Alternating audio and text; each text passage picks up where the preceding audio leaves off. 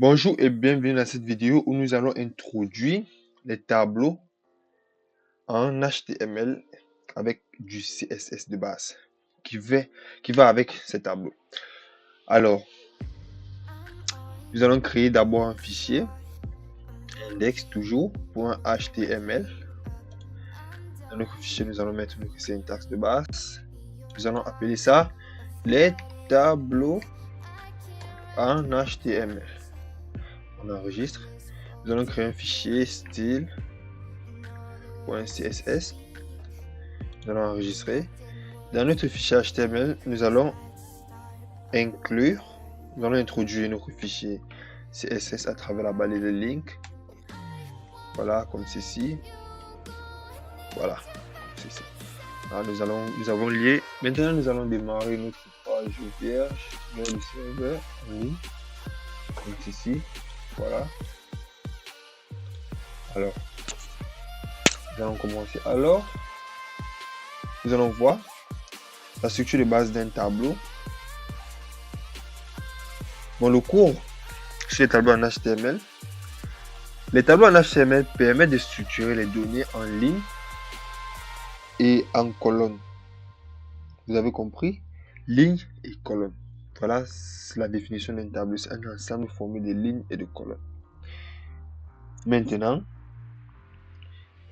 ils sont utilisés pour afficher les informations organisées comme des statistiques, des rapports, des calendriers, etc. Dans ce tutoriel, nous allons explorer les propriétés essentielles des tableaux en HTML ainsi que la personnalisation avec le CSS. Structure de base d'un tableau. La balise table. Un tableau est déclaré par la balise table comme ceci. Table. On ouvre et on ferme toujours. Maintenant, chaque tableau est structuré en trois parties. Il y a le t-head qui contient généralement les titres des colonnes d'en-tête. Le t-body contient le corps du tableau et les lignes de données. Et le t-foot qui contient le pied du tableau. C'est généralement optionnel, c'est pas obligatoire. Bon, maintenant nous allons voir un exemple de tableau simple. Nous déclarons table, nous ouvrons un t-head comme ceci, qui est l'entête de notre tableau. On va à la ligne. Nous ouvrons une balise tr qui permet de créer quoi? Une ligne dans un tableau, comme ceci. Dans notre tr, nous allons utiliser des th. Th sert pour créer des cellules d'entête dans un tableau. Par exemple, nous allons créer la cellule nom. Ensuite, on fait th encore. Nous allons créer la cellule prénom, comme ceci. Ensuite, on fait un th, toujours dans les tr, donc toujours dans la ligne que nous avons créée, nous créons des cellules. Email par exemple. Donc, th,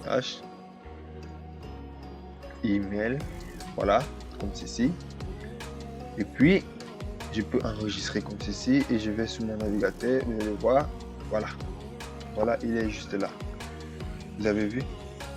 Il apparaît, voilà. J'ai l'entête de mon tableau. Maintenant, vous voyez comment l'entête, par défaut, il est en gras. Maintenant, nous allons sortir du t-head et nous allons ouvrir le t-body. Bon, là, je vais mettre des commentaires pour vous aider. Ici, je vais écrire en tête du tableau. Voilà, maintenant, nous allons commencer ici. Après le t-head, nous allons commencer le body du tableau. Alors les amis, ce que nous allons faire maintenant, nous allons déclarer un t-body comme ceci. Dans notre t-body, c'est le même procédé. Dans le t-body, nous allons ouvrir un tr comme ceci. Dans notre tr, nous allons utiliser des td qui vont permettre de créer, parce que le tr permet de créer une ligne et les td vont nous permettre de créer des cellules dans le tr. Donc là, nous sommes dans le body du tableau. Le premier td, par exemple, nous allons mettre Dylan comme nom. Et puis, deuxième td, nous allons mettre, par exemple, couleur. Voilà, ceci. Voilà. Maintenant, nous allons faire notre TD. TD. Nous allons mettre, nous allons mettre, par exemple, l'adresse email contact @dylan.codeur.com comme ceci. Ensuite, nous allons fermer le TR et nous allons encore créer une ligne en dessous comme ceci. TR. Voilà. Et là, le premier TR6, nous allons mettre commentaire première ligne. Deuxième TR, dans l'écrit deuxième ligne. Voilà, nous allons créer notre TR ici. Dans ce TR-ci, nous allons mettre des TD toujours pour créer les cellules. Dans cette cellule, nous allons mettre John, par exemple, comme nom. Et comme prénom, nous allons mettre Do, comme ceci. Et un autre TD. Pour son adresse email, nous allons mettre John Do @gmail.com par exemple, comme ceci. Voilà. On sera sûr que notre TR est fermé et notre T-body est fermé. Et on ferme la balise table et on enregistre et on va sur le navigateur. Donc voilà notre tableau. Vous avez vu, ils sont classés. Non, nous avons les noms là. Nous avons les noms là. Les prénoms sont là et nous avons les adresses email comme ceci.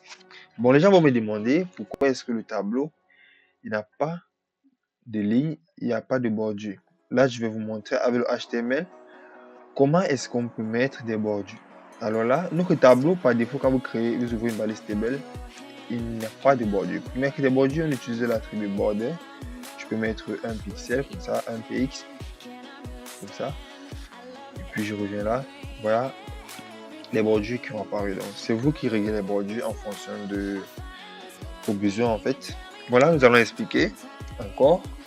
Nous avons dit TR représente une ligne dans le tableau. Voilà. Quand vous mettez TR, ça crée une ligne comme ceci.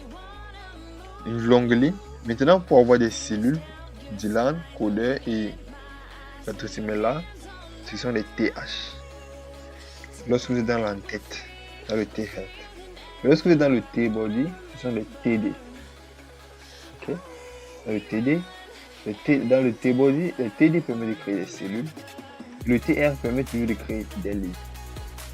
C'est tout simple. Maintenant, nous allons voir comment personnaliser un tableau avec du CSS. Alors, ce que nous allons faire, c'est que nous allons ajouter une troisième ligne dans notre tableau, juste là, avec un TR pour ajouter une ligne et un TD. Là, nous allons peut-être mettre, il s'appelle Smith, son nom c'est Smith, un autre TD, son prénom, on va dire son prénom c'est Anna, et un autre TD, nous allons dire, son adresse email c'est Smith,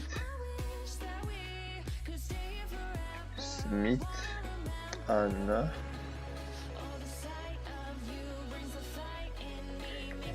gmail.com comme ceci.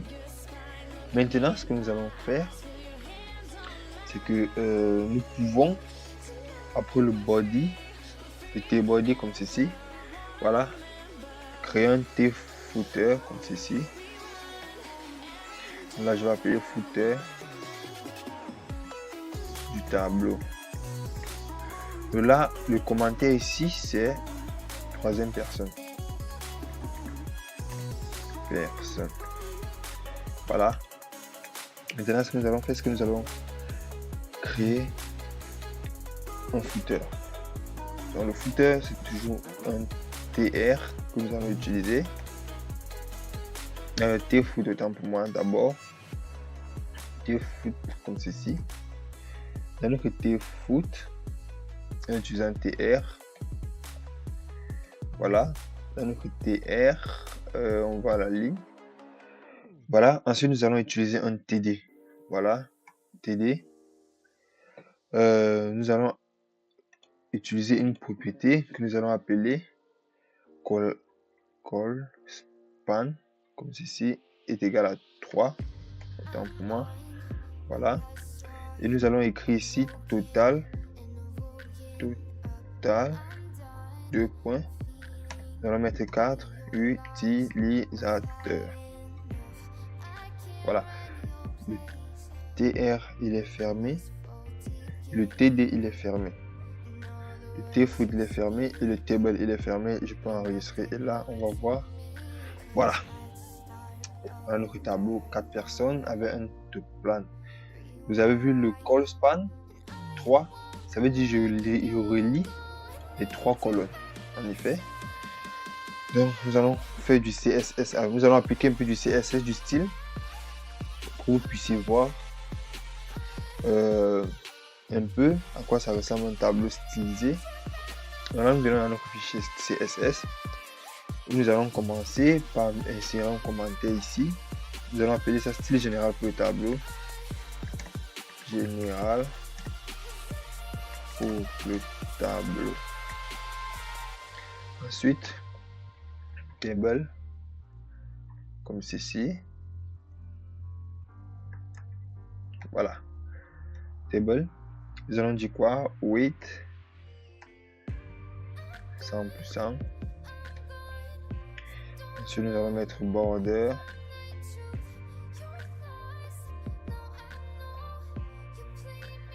Border collapse. Border collapse. Et là, nous allons mettre par exemple collapse tout simplement. Voilà. On enregistre. Voilà, quand vous mettez la largeur à 100%, elle va occuper 100% de notre écran. Vous avez vu la largeur, le tableau ici élargi, c'est agrandi. Maintenant, nous allons travailler toujours dans le table. En fait, le border collapse, il enlève l'espace entre les bordures des cellules. Entre l'espace des bordures des cellules. Maintenant, nous allons faire un petit marge. Margin. Par exemple, un pixel, espace 0. Voilà, nous créons une petite marge. Nous allons changer la taille de la police en utilisant 18 px. Maintenant, nous allons mettre align. Pour moi, text align. Nous allons centrer le texte. Text align. Nous allons mettre à droite. Bon, à gauche. Ok. Voilà. Voilà, une petite erreur.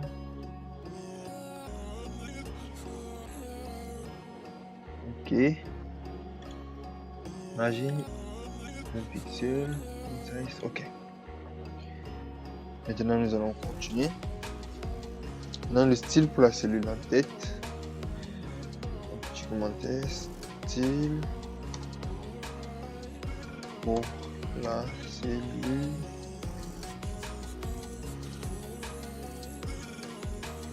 en tête. Ok. Donc cellule en tête, c'était le TH. TH. On ouvre comme ceci. Voilà. Nous allons mettre un background color. Nous allons mettre une couleur par exemple Jazz 4 CA. F par exemple 50. Couleur verte. Ensuite nous allons voir, nous allons mettre le texte de couleur blanc par exemple JS FFF. Et nous allons mettre un padding de 12 pixels et 15 pixels par exemple. Voilà. Et ensuite nous allons mettre un texte align left. Là on enregistre, nous allons voir. Voilà. Donc voilà l'entête de notre tableau déjà. Maintenant nous allons continuer, nous allons mettre un commentaire. Et nous allons dire ici style pour les cellules d'en-tête, comme ceci. Là, nous allons faire le style pour les cellules d'en-tête. Et nos cellules d'en-tête, nous avons vu, c'était les TH. Pour moi. Nous avons fait les cellules d'en-tête. Et bon, là, nous allons ajouter une propriété ici. Un texte. Transform.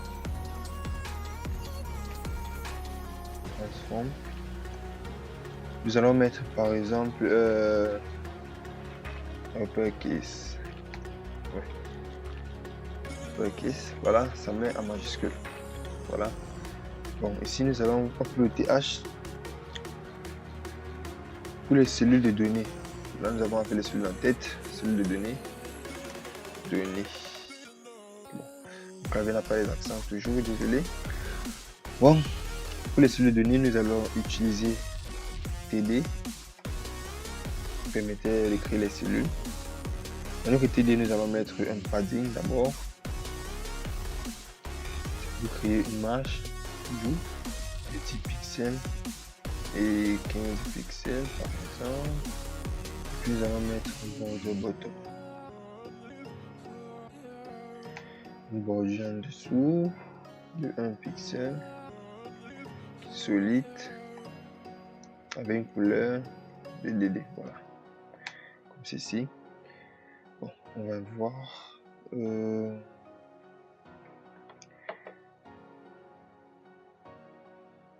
va voir. Ok. Ok, c'est bon. Bien, maintenant, ce que nous allons faire, c'est nous allons faire un petit style pour alterner.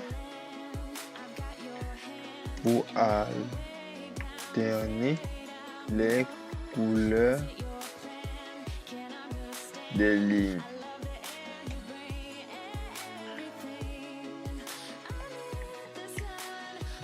Voilà. Alors, pour alterner les couleurs des lignes, nous allons utiliser TR, 2 points, comme ceci, NTH, comme ceci, tiret, child, l'intérieur nous mettons event, c'est un événement, c'est comme du JavaScript, en effet c'est une propriété d'animation CSS. Nous allons mettre background, color, hashtag F2F2F2. Voilà. C'est une couleur blanche. Ensuite, juste qu'on voit. Voilà. Vous avez vu. Donc autant de lignes, si nous ajoutons une ligne en dessous, la ligne en dessous de cette ligne-ci aura la même couleur. En fait, c'est pour créer un effet visuel un peu plus visuel en fait. Bon, là nous allons créer un petit effet de survol. Effet de survol. Voilà. Pour créer un effet de survol, nous allons TR, comme nous avons vu dans la vidéo précédente avec les liens. Over. Qu'est-ce qui se passe lorsque la souris survole? Nous allons dire background color. Background color. Nous allons mettre hashtag DDD comme ceci. Voilà. Regardez, vous avez vu? Lorsque je mets le curseur sur une ligne du tableau, la couleur elle va changer. Regardez. Comme ceci. Maintenant, une fois que nous avons fait ça, nous avons fait le style maintenant pour le pied du tableau. Donc, pour le footer. Alors là, on va à la ligne. C'était T foot comme ceci. Et TD directement. Voilà. Nous allons mettre ici un fond white. Mettre en gras. Nous allons mettre par exemple, je mets bold tout simplement. Je n'ai pas de valeur en tête. Et un background color. Hashtag F333 par exemple. Et color hashtag FFF. Voilà. On enregistre et puis on va voir le résultat. Voilà. Donc voilà, c'était Dylan Codeur. Merci. Si vous avez aimé la vidéo et si vous avez des questions, n'hésitez pas à les poser en commentaire. Donc voilà, nous avons créé un tableau en HTML et CSS. Nous avons stylisé et nous allons un peu expliquer. Donc, nous allons retenir que dans le CSS, table, comme ceci, applique des styles globaux au tableau. Ici, nous avons défini la largeur à 100% pour que le tableau prenne tout l'espace disponible. Maintenant, border collapse égale à collapse, fusionne les bordures des cellules du tableau pour éviter qu'elles soient dupliquées. Maintenant, TH, que nous avons ouvert ici, TH par contre, applique un style particulier aux cellules d'en-tête du tableau. Ici, nous utilisons un fond vert avec du texte blanc. Comme vous pouvez le constater, color et la couleur du fond qui est vert. Maintenant, TD, nous avons fait TD ici. Voilà, applique des styles aux cellules de données avec bordure en bas pour séparer les lignes, tout simplement. Maintenant, le TR, cette petite animation que nous avons fait, cet événement en fait, ici, TR 2.nth child event applique une couleur de fond différente sur les lignes paires, je dis bien sur les lignes paires, pour une meilleure lisibilité, alternance de couleurs. C'est comme ça qu'on appelle cette propriété. Maintenant, le TR Hover ajoute un effet de survol pour améliorer l'interactivité. La ligne change de couleur lorsque l'utilisateur survole. Maintenant, le TFoot TD personnalise les cellules au pied du tableau avec un fond sombre du texte blanc. Alors, ce que vous devez retenir, c'est qu'il existe plusieurs propriétés CSS essentielles pour les tableaux. Voici quelques propriétés CSS essentielles que vous pouvez utiliser pour vos tableaux. Nous avons Border Collapse qui fusionne les bordures. Border Spacing définit l'espacement entre les cellules. Text Align permet d'aligner le texte. Vertical Align permet d'aligner le contenu des cellules en haut et au milieu et en bas. Padding définit l'espacement à l'intérieur des cellules. Background Color permet de définir les couleurs de fond pour les cellules et les lignes. Et Anti-Child permet d'appliquer des styles aux lignes paires. Et nous avons aussi des propriétés HTML qui sont très essentielles que je vais mettre en commentaire. Alors, si tu as aimé la vidéo, n'hésite pas à t'abonner, à partager et à me poser des questions en commentaire. C'était Dylan Codeur, merci.